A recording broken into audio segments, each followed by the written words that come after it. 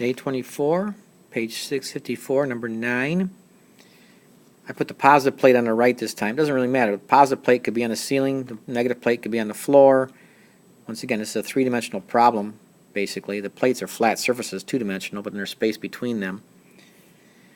And as you might remember from last year, just thinking about this problem, there's actually a huge shortcut. But basically right now you have an electron over here, and this is basically, we can call this 0 joules per coulomb, 0 volts. And this is 500 joules per coulomb. And we're going to basically let the electron fall, quote unquote, from the negative plate to the positive plate, like a ball falling in a gravitational field to the surface of the Earth. So it's going to accelerate. But we want to know how much kinetic energy it will gain. Well, it gains 500 joules per coulomb. This is kind of the long way to do it. You'll see the shortcut, I think, pretty quickly here.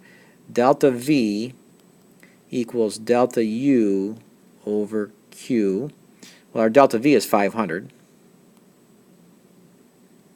So our delta U, well, we're looking for that, over Q, that's 1.6 times 10 to the negative 19th joules, and you'll multiply that, and you'll get your delta U equals basically 8.0 times 10 to the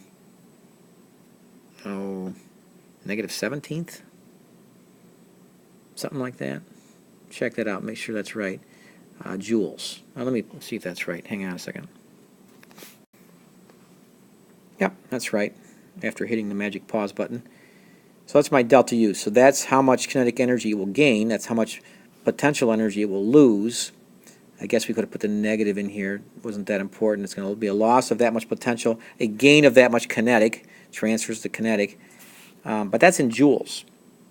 If you were to do all conversions and so forth, what you're going to find is that that value comes out to be, lo and behold, 500 electron volts, because they're defined for this use. That's the answer in electron volts.